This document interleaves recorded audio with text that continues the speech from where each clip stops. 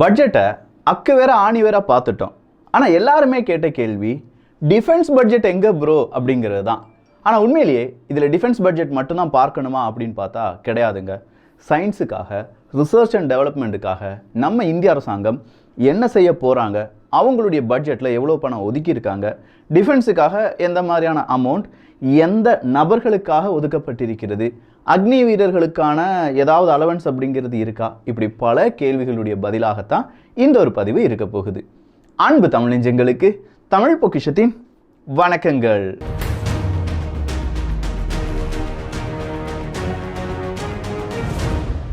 Defence பட்ஜெட்டுக்குள்ள போகிறதுக்கு முன்னாடி 2016-2017 இந்த காலகட்டத்தில் நம்முடைய டிஃபென்ஸ் எக்ஸ்போர்ட் அப்படிங்கிறது வெறும் 1521 கோடி ரூபாய் 2016-17.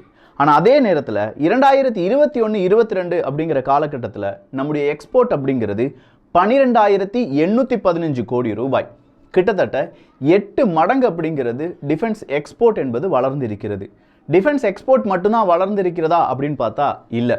நாம் நிறைய விதமான நமக்கு தேவையான ஆயுதங்கள், சின்ன சின்ன எக்யூப்மெண்ட்ஸ், உதிரி பாகங்கள், இது எல்லாத்தையுமே நம்ம நாட்டுக்குள்ளேயே தயாரிக்கணும் அப்படின்னு சொல்லி 5-6 முறையாக நிறைய லிஸ்டெல்லாம் எடுத்து போட்டு இந்த பொருட்கள் கண்டிப்பாக வெளிநாடுகள்லேருந்து வாங்கக்கூடாது, நம்ம நாட்டிலேயே நம்ம தயாரிக்கணும், வேறு எந்த நாடை நம்பி நம்ம அதிகமாக இருக்காமல் நம்ம நாட்டுக்குள்ளே என்னெல்லாம் கிடைக்குமோ அதை யூஸ் பண்ணணும் அப்படின்னு சொல்லக்கூடிய அந்த திட்டத்துக்கு வந்திருக்கும்.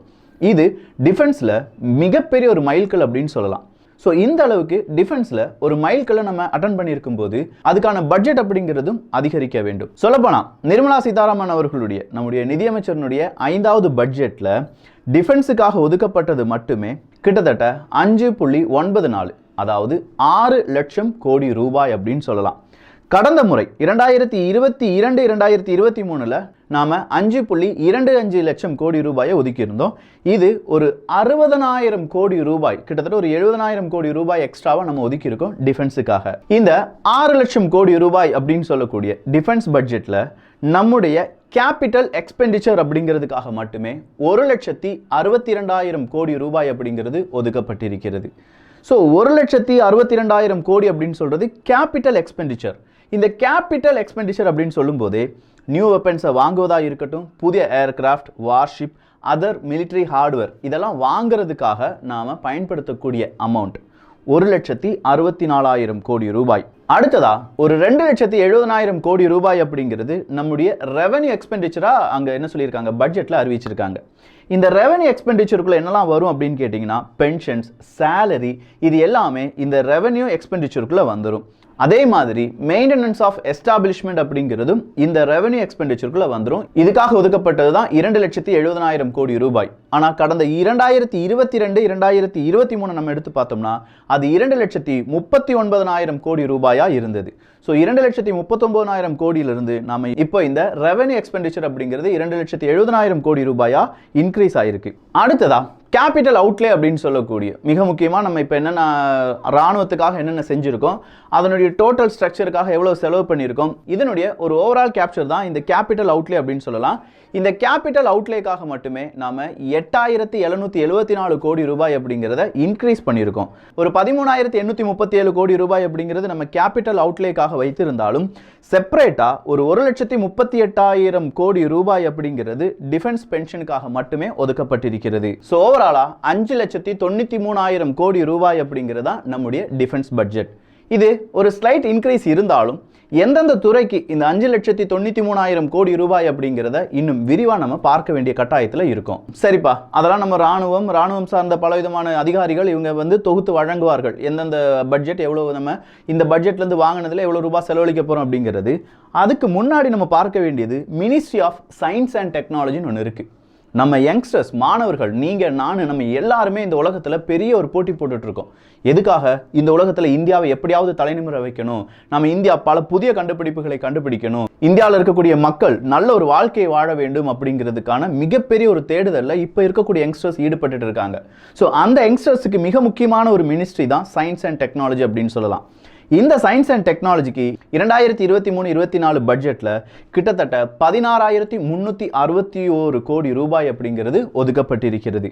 இது 2,000 கோடி ரூபாய் எக்ஸ்ட்ரா, போன வருடத்தை விட கூடுதலாக நம்ம 2,000 கோடி ரூபாய் அப்படிங்கிறத எக்ஸ்ட்ராவா வச்சிருக்கோம். ஸோ இந்த சயின்ஸ் அண்ட் டெக்னாலஜி அப்படிங்கிறதுக்கான பட்ஜெட் 2022-2023ல 14,217 கோடி ரூபாயாக இருந்தது அப்படிங்கிறது குறிப்பிடத்தக்கது. இந்த சயின்ஸ் அண்ட் டெக்னாலஜி அப்படிங்கிற இந்த பட்ஜெட்டுக்குள்ள தான் ஆர்டிஃபிஷியல் இன்டெலிஜென்ஸுக்காக இந்தியாவில் ஆர்டிஃபிஷியல் இன்டெலிஜென்ஸ் எப்படிலாம் ஒர்க் பண்ணணும், இந்தியாவுக்காக எப்படி ஒர்க் பண்ணணும் அப்படிங்கிறத எல்லாமே சொல்வதற்கான மிக முக்கியமான ஒரு பட்ஜெட் அப்படின்னு சொல்லலாம். இது தேவையானதும் இப்போது இருக்கும் காலகட்டத்தில் நம்ம எல்லாருக்குமே தெரியும், சாட் ஜிபிடிலாம் ஒரு கலக்கிட்டு இருக்கு. அதே மாதிரி இப்போ நிறைய வந்துட்டாங்க. அதாவது நம்ம நார்மலாக ஒரு மியூசிக்லாம் போடணும்னா டியூன் நமக்கு தெரிஞ்சிருந்தாலே போதும். பொதுவாக நம்ம இந்த நடக்கும்போது இல்லாட்டி எதையாவது யோசிச்சுட்டு இருக்கும்போது நம்மளை அறியாமலேயே நம்ம வாய்ஸை வச்சு அப்படிலாம் சொல்லி மியூசிக் போடுவோம். இந்த மியூசிக்கே ஒரு ட்ரம்ஸ் இல்லாட்டி இன்னொரு பியானோவோ இப்படி ஏதாவது ஒரு மியூசிக் இன்ஸ்ட்ருமெண்ட்டாக அவுட்டாக வந்துச்சுன்னா எப்படி இருக்கும்? இதெல்லாம் ஆர்டிஃபிஷியல் இன்டெலிஜென்ஸால் செய்ய முடியும். நான் சொல்கிறது ஜஸ்ட் நீங்கள் பியானோ அப்படின்னு சொல்கிறத செலக்ட் பண்ணிவிட்டு ஏதாவது ஒரு டியூன் போட்டிங்கன்னா அதுக்கு தகுந்தது மாதிரியான மியூசிக் அவுட்புட்டாக தருவாங்க. இதெல்லாம் ஆர்டிஃபிஷியல் இன்டெலிஜென்ஸில் செய்ய முடியும். ஸோ இது எல்லாமே நம்ம இளைஞர்கள் செய்வதற்கான மிக முக்கியமான ஒரு படலமாக இந்த ஒரு பட்ஜெட்டை நம்ம பயன்படுத்தி கொள்ள வேண்டும். இதற்கான முழு ஆதரவையும் முழு இன்ஃப்ராஸ்ட்ரக்சரையும் நம்ம மத்திய அரசாங்கமும் மாநில அரசாங்கங்களும் சேர்ந்து நம்ம மாணவர்களுக்காக உருவாக்கி கொடுக்க வேண்டும். ஸோ டோட்டலாக நமக்கு ஒரு 16,000 கோடி ரூபாய் சயின்ஸ் அண்ட் டெக்னாலஜி அப்படின்னு சொல்லும்போது இதில் 3 செக்மெண்ட் இருக்கே விக்கி, அதை எப்படி அவங்க டிவைட் பண்ணுவாங்க அப்படிங்கிற இன்னொரு கேள்வி நமக்குள்ள வரலாம். இந்த சயின்ஸ் அண்ட் டெக்னாலஜி அப்படின்னு சொல்றதுக்குள்ள 3 செக்மெண்ட் இருக்கு. ஒன்று department of science and technology, department of biotechnology, department of science and industrial research. இதுதான் அந்த 3 சப் அப்படின்னு சொல்லலாம். நிர்மலா சீதாராமன் அவர்களை பொறுத்த வரைக்கும், அதாவது நிதியமைச்சரை பொறுத்த வரைக்கும் டிபார்ட்மெண்ட் ஆஃப் சயின்ஸ் அண்ட் டெக்னாலஜிக்கு 7,931 கோடி ரூபாயும், டிபார்ட்மெண்ட் ஆஃப் பயோடெக்னாலஜிக்கு 2,683 கோடி ரூபாயும், department of science and industrial research அப்படிங்கிறதுக்கு 5,746 கோடி ரூபாய் அப்படிங்கிறது தான் ஒதுக்கப்பட்டிருக்கிறது.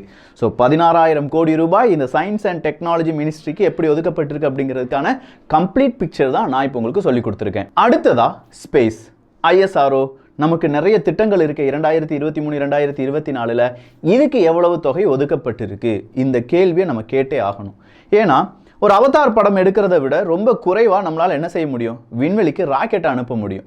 நாசா விண்வெளிக்கு ஒரு ராக்கெட்டை அனுப்புறதை விட 10ல் 1 மடங்கு பணம் இருந்தால் போதும் நம்மளால் என்ன செய்ய முடியும்? அதே மாதிரியான ராக்கெட்டை உருவாக்கி விண்ணில் அனுப்ப முடியும். இதை இந்தியாவினுடைய விஞ்ஞானிகள் சாதித்து காண்பித்திருக்கிறார்கள். அதனால தான் இந்தியாவினுடைய ISROவுக்கு நிறைய விதமான ஆர்டர்ஸ் வெளிநாடுகளில் இருக்கக்கூடிய பல அமைப்புகளிடமிருந்துலாம் வந்துட்டு இருக்கு. இதை இன்னும் கொஞ்சம் பெருசாக மாற்றினா எப்படி இருக்கும் அப்படிங்கிற ஒரு யோசனையிலும் ISRO இந்தியாவினுடைய மிக முக்கியமான ஆய்வாளர்கள் எல்லாருமே ஈடுபட்டு இருக்காங்க. ஆனால் கடைசி வருடம் 2022-2023ல் ISROவினுடைய ப்ராஜெக்ட் அப்படிங்கிறது ரொம்ப கம்மியாக தான் இருந்துச்சு. DRDOனுடைய ப்ராஜெக்ட் ரொம்ப கூடுதலாக இருந்துச்சு.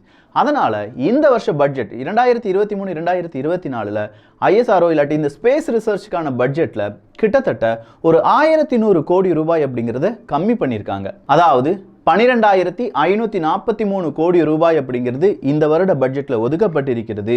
போன வருடத்தில் அது 13,700 கோடி ரூபாயாக இருந்தது. அடுத்ததா கிளைமேட் கிரைசிஸ். எங்கே பார்த்தாலும் இந்த கிளைமேட் கிரைசிஸ் அப்படிங்கிறது ரொம்ப பெரிய அளவில் கொடூர தாண்டவம் ஆடிட்டு இருக்கு அப்படிங்கிறது நமக்கு தெரியும். ஸோ அதே மாதிரி ministry of environment, forest, climate change இதுக்காக மட்டுமே 3,079 கோடி ரூபாய் அப்படிங்கிறது இந்த பட்ஜெட் 2023 நம்ம ஒதுக்கி இருக்கோம். ஆனால் அதே நேரத்தில் நேஷனல் கிரீன் ஹைட்ரஜன் மிஷன் அப்படிங்கிறதுக்காக 19,700 கோடி ரூபாய் அப்படிங்கிறத நம்ம ஒதுக்கீடு பண்ணியிருக்கோம். இது இரண்டுமே எதுக்கான ஒரு மிக முக்கியமான ஸ்டெப் அப்படின்னு கேட்டிங்கன்னா, நாம் 2050க்குள்ள இல்லை, நம்ம 2070 அப்படின்னு சொல்கிற ஒரு கணக்கு வச்சுருக்கோம். ஜீரோ எமிஷன், நம்ம கார்பனை எமிட் பண்ணக்கூடிய நாடுகளில் ஜீரோ எமிஷன் நாடாக மாறி இருக்க வேண்டும். ஃபாசில் ஃபியூலை பயன்படுத்தக்கூடாது, அதுக்கு பதிலாக கிரீன் எனர்ஜியை நம்ம பயன்படுத்த வேண்டும். இந்த ஒரு புஷ்ல இருக்கும். ஸோ அதை நம்ம அச்சீவ் பண்ணுறதுக்காக இந்த அமௌண்ட் அப்படிங்கிறது நமக்கு தேவைப்படலாம். அடுத்ததா அக்னி வீரர்கள். இந்த அக்னி வீரர்களுக்கு என்ன கொடுத்துருக்காங்க பட்ஜெட்டில் அப்படிங்கிற ஒரு கேள்வி நிறைய பேர் கேட்க தவறுன ஒரு கேள்வியும் கூட. ஆனால் கொஞ்சம் பேர் மனசில் இருந்திருக்கும். புதுசாக அக்னிபத் அப்படிங்கிறத கொண்டு வந்தாங்க, அதன் வழியாக அக்னி வீரர்கள் அப்படிங்கிறது உருவாக்கியிருக்காங்க. இப்போ அக்னி வீரர்களுடைய முதல் படை அப்படிங்கிறது தயாராகிவிட்டது. அப்போ அவங்களுக்கு கொடுக்கக்கூடிய சேலரியில் டாக்ஸ் கட்டணுமா, இல்லை அதுக்கு ஏதாவது ஒரு எக்ஸம்ஷன் கொடுத்துருக்காங்களா அப்படின்னு கேட்டால் பியூர் அண்ட் பியூர் அக்னி வீரர்களுக்கான சேலரி அப்படிங்கிறதுல டாக்ஸ் கெட்ட வேண்டாம் அப்படின்னு சொல்லியிருக்காங்க மத்திய அரசாங்கம். ஸோ அக்னி வீரர்கள் வாங்கக்கூடிய சம்பளத்துக்கு டாக்ஸ் இல்லை. அது தனியாக இந்தியாவினுடைய அரசாங்கத்தினுடைய சென்ட்ரலைஸ்டாக இருக்கக்கூடிய மிக முக்கியமான ஒரு அமைப்பாக அக்னிபத் அப்படிங்கிறது பார்க்கப்படுகிறது. அந்த அக்னிபத்தில் இருக்கக்கூடிய அமௌண்ட் இல்லாட்டி இந்த அக்னி வீரர்களுக்கு கொடுக்கக்கூடிய சேலரி எல்லாமே ஒரு பர்டிகுலர் அமைப்பை தொடங்கி அதுக்குள்ளே தான் வரும். அந்த அமைப்புக்கு இன்கம் டேக்ஸ்லேருந்து என்ன கொடுத்துருக்காங்க, விலக்கு அப்படிங்கிறது அளிக்கப்பட்டிருக்கிறது. ஸோ அக்னி வீரர்களுக்கு இன்கம் டேக்ஸ் அப்படிங்கிறது இல்லை. இதெல்லாம் நமக்கு தெரிஞ்சிச்சு. அதே நேரத்தில் அக்னி வீரர்களுக்கு தேவையான இன்சூரன்ஸ்லேருந்து எல்லாமே இருக்குது அப்படிங்கிறதும் நம்முடைய அக்னிபத்து அந்த காணொலியை பார்த்து நீங்கள் தெரிந்து கொள்ளலாம். இதுதான்ப்பா defence budget, science budget plus space budget அப்படின்னு சொல்லலாம். இந்த மூணையும் நம்ம உன்னிப்பாக கவனிக்க வேண்டிய ஒரு கட்டாயம். இந்த மூணுக்காக மட்டுமே டெடிக்கேட்டடாக ஒரு வீடியோ போட்டிருக்கோம்னா இந்த மூணும் தான் நம்முடைய இளைஞர்களுடைய எதிர்காலம். இந்த மூணும் தான் நம்முடைய எதிர்கால இந்தியா. இந்த மூணும் தான் ஐயா அப்துல் கலாம் ஐயா அவர்களுடைய மிகப்பெரிய கனவு. ஸோ இந்த கனவுகளுக்கு நாம் இப்போ என்ன செய்ய போகிறோம், சிறகுகள் கொடுத்து அதை உண்மையாக்க போகிறோம். அதற்காக பல இளைஞர்களை உருவாக்கக்கூடிய பல ஆசிரியர்கள், அந்த ஆசிரியர்களுக்கு உத்வேகம் கொடுக்கக்கூடிய பெற்றோர்கள் இப்படின்னு சொல்கிற ஒரு படை தயாராகிட்டு இருக்கு. அது நவீன இந்தியாவினுடைய படை, யங்ஸ்டர்ஸ்னுடைய படை. அந்த படைக்காக இந்த ஒரு வீடியோ சமர்ப்பணம். இதில் நிறைய விஷயங்கள் சொல்லியிருக்கேன். ஸோ உங்களுடைய மாணவர்கள் இல்லாட்டி உங்களுடைய டீச்சர்ஸ் இது தெரியாத இல்லாட்டி இந்த பட்ஜெட்டில் நமக்கு என்னப்பா இருக்க போகுது அப்படின்னு யாராவது கேட்டாங்கன்னா தயவு செஞ்சு இவ்வளோ இருக்குது, யங்ஸ்டர்ஸ் மத்தியில் இவ்வளோ நம்ம செய்ய வேண்டியிருக்கு. இது இல்லாமல் 5G அப்ளிகேஷன் செய்கிறதுக்கான அந்த பட்ஜெட் ஒதுக்கீடு எல்லாமே நம்ம நேற்று டிஸ்கஸ் பண்ணியிருந்தோம். இது எல்லாம் இப்போ இருக்கக்கூடிய யங்ஸ்டர்ஸுக்கு மிகப்பெரிய ஒரு வரப்பிரசாதம். பார்க்கலாம் இது நடக்குதா நடக்கலையா, எந்த அளவுக்கு மக்கள்கிட்ட போய் ரீச் ஆகுதோ அந்த அளவுக்கு நம்ம கேள்விகள் கேட்கலாம். மக்கள்கிட்ட இந்த பட்ஜெட் இவ்வளோ ஒதுக்குனியப்பா அப்படிங்கிற அந்த கேள்வி பிறக்க வேண்டும் என்றால் மக்களுக்கு இதெல்லாம் தெரிய வேண்டும். அதை தெரிவிக்க வேண்டிய கடமை உங்களுக்கும் இருக்குன்னு நான் நம்புகிறேன். நல்லதை பகிர்ந்து ஷேர் பண்ணி நல்ல சமுதாயத்தை உருவாக்குவோம். நன்றி, வணக்கம்.